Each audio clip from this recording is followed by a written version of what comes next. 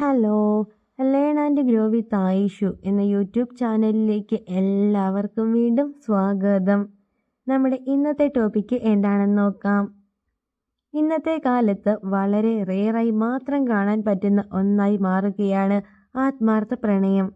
എന്നാൽ ഒരാൾക്ക് നമ്മളോട് ആത്മാർത്ഥമായിട്ട് പ്രണയമുണ്ടെങ്കിൽ അത് തിരിച്ചറിയാൻ ഹെൽപ്പ് ചെയ്യുന്ന ചില സൈനുകൾ എന്തൊക്കെയാണ് എന്ന് നോക്കാം.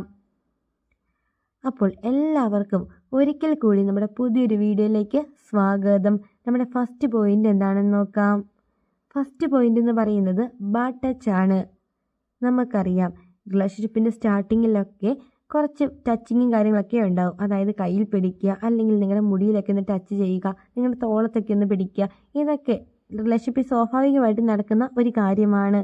പക്ഷേ നിങ്ങളെ അവർ മിസ്യൂസ് ചെയ്യുന്നില്ല, അതായത് നിങ്ങൾ സ്നേഹിക്കുന്ന ആ ഒരു വ്യക്തി നിങ്ങളെ മിസ്യൂസ് ചെയ്യുന്നില്ല എന്ന് എല്ലാവരും ഒന്ന് ഉറപ്പ് വരുത്തുക. അതായത് നമ്മുടെ അനുവാദമില്ലാതെ നമ്മുടെ ശരീരത്തിൽ തൊടാനും അല്ലെങ്കിൽ സ്പർശിക്കുകയോ ഒക്കെ അവർ ചെയ്യുന്നുണ്ടെങ്കിൽ അതൊരു ബാഡ് ടച്ച് തന്നെയാണ്. നമുക്ക് ഗേൾസിന് പ്രത്യേകിച്ച് അറിയാം ഗുഡ് ടച്ച് എന്താണ് അല്ലെങ്കിൽ ബാഡ് ടച്ച് എന്താണ് എന്ന്. ഇനി അവർ പറയാണ്, ഞാൻ ഇങ്ങനെയൊക്കെ ചെയ്യുന്നത് നിന്നെ ഞാൻ കല്യാണം കഴിച്ചോളാം എന്ന് ഒരു ഉറപ്പ് തന്നിട്ടൊക്കെ ആവും. പക്ഷേ ഗേൾസ് വേണം ഗേൾസിനെ സൂക്ഷിക്കാൻ വേണ്ടിയിട്ട്. അങ്ങനെ പലരും പലതും പറയും. പക്ഷേ നമ്മൾ വേണം ഒരു ഡിസിഷൻ കറക്റ്റായിട്ട് എടുക്കാൻ വേണ്ടിയിട്ട്.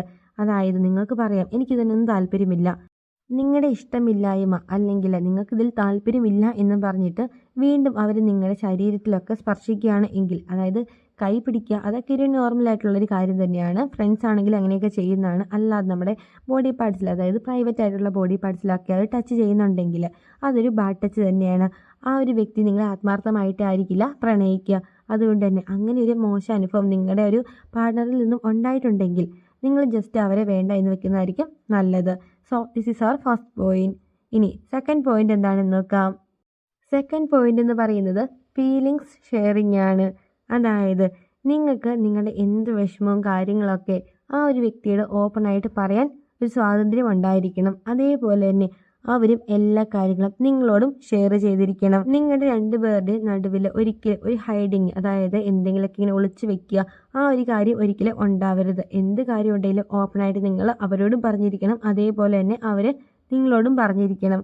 ഇപ്പോൾ ബർത്ത്ഡേക്കൊക്കെ ആണെങ്കിൽ നിങ്ങൾക്ക് സർപ്രൈസ് തരിക, ആ ഒരു ഫീലിങ്സ് അവർ കാണിക്കണം. അതേപോലെ തന്നെ എന്ത് കാര്യം ഉണ്ടെങ്കിലും ഫസ്റ്റ് നിങ്ങൾക്ക് പറയാനൊരു ഓപ്പൺ ഒരു സ്പേസ് ആയിരിക്കണം ആ ഒരു വ്യക്തി എന്ന് പറയുന്നത്. അല്ലാതെ നല്ല കാര്യങ്ങൾ മാത്രം കേൾക്കാൻ, അല്ലെങ്കിൽ മോശം കാര്യം വരുമ്പോഴത്തേക്കും എനിക്കിത് കേൾക്കണ്ട, ഇത് നീയായി നിൻ്റെ പാടായി, ഈ ഒരു രീതിയിൽ നിങ്ങൾ തള്ളി മാറ്റി വിടുന്ന ഒരു വ്യക്തിയാണ് എങ്കിൽ അതൊരിക്കലും ഒരു ആത്മാർത്ഥ പ്രണയമല്ല. മറിച്ച് നിങ്ങളുടെ സന്തോഷങ്ങൾക്ക് അല്ലെങ്കിൽ നിങ്ങളുടെ സങ്കടത്തിന് നിങ്ങളുടെ ഒപ്പം കൂടെ നിൽക്കുന്ന ഒരു വ്യക്തിയായിരിക്കണം നിങ്ങളുടെ ഒരു പാർട്ട്ണർ എന്ന് പറയുന്നത്.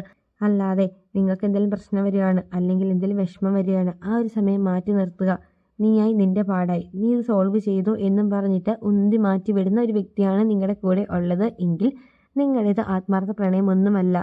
ഇനി തേർഡ് പോയിന്റ് എന്താണെന്ന് നോക്കാം. തേർഡ് പോയിന്റ് എന്ന് പറയുന്നത് ഓൾവേസ് വിത്ത് യു. അതായത് നിങ്ങൾക്കൊരു വിഷമം വന്നു, ആ ഒരു വിഷമം വന്നിട്ടുണ്ടെങ്കിൽ ഈ ഒരു വ്യക്തിയായിരിക്കണം ആദ്യം തന്നെ നിങ്ങളെ വന്ന് സമാധാനിപ്പിക്കുക അല്ലെങ്കിൽ ആശ്വസിപ്പിക്കുകയൊക്കെ ചെയ്യേണ്ടത്. അതേപോലെ തന്നെ നിങ്ങൾക്ക് എന്തെങ്കിലും ഒരു ആവശ്യം വന്നിട്ടുണ്ടെങ്കിൽ ഈ ഒരു വ്യക്തി ആയിരിക്കണം ആദ്യം തന്നെ, അതായത് നിങ്ങൾ പറയാതെ തന്നെ ഓടി വരുന്നതും ഈ ഒരു വ്യക്തി ആയിരിക്കണം.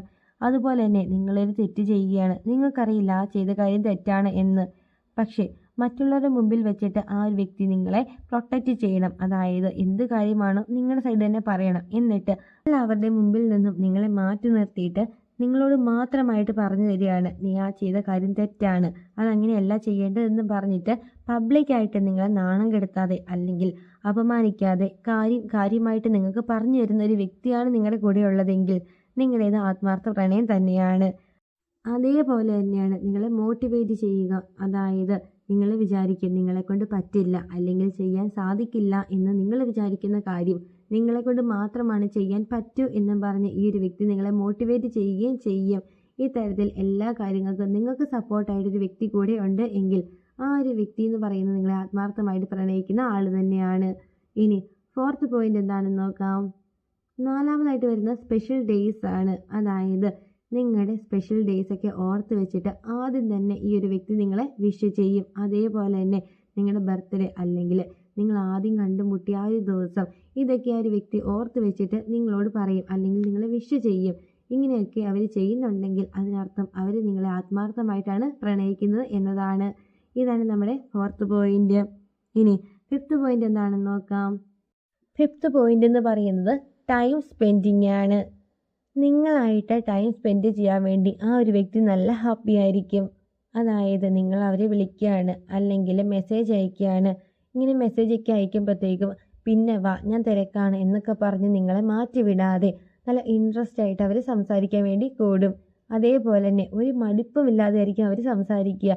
പിന്നെന്താ പുതിയൊരു കോൺവെർസേഷൻ അല്ലെങ്കിൽ പുതിയൊരു സബ്ജക്റ്റ് എടുത്തിട്ടിട്ട് കൂടുതൽ സമയം നിങ്ങളോട് സംസാരിക്കാനായിരിക്കും അവർ ശ്രമിക്കുക. നിങ്ങൾ ഫോൺ വെക്കാൻ പോയിട്ടുണ്ടെങ്കിൽ അവർക്ക് ഭയങ്കര സങ്കടമായിരിക്കും. കുറച്ച് കഴിഞ്ഞ് പോവുക, തിരക്കാണ്, ഇപ്പോൾ വിളിച്ചതല്ലേ ഉള്ളൂ, കുറച്ച് നേരം കൂടി സംസാരിക്കാൻ നല്ല രസമുണ്ട്, ഇങ്ങനെയൊക്കെ പറഞ്ഞിട്ട് നിങ്ങളെ പിടിച്ചു നിർത്തി വീണ്ടും സംസാരിക്കത്തേ ഉള്ളൂ. ഇങ്ങനെ ആ ഒരു വ്യക്തി ചെയ്യുന്നുണ്ടെങ്കിൽ ഇതും ആത്മാർത്ഥ പ്രണയത്തിൻ്റെ ലക്ഷണമാണ്.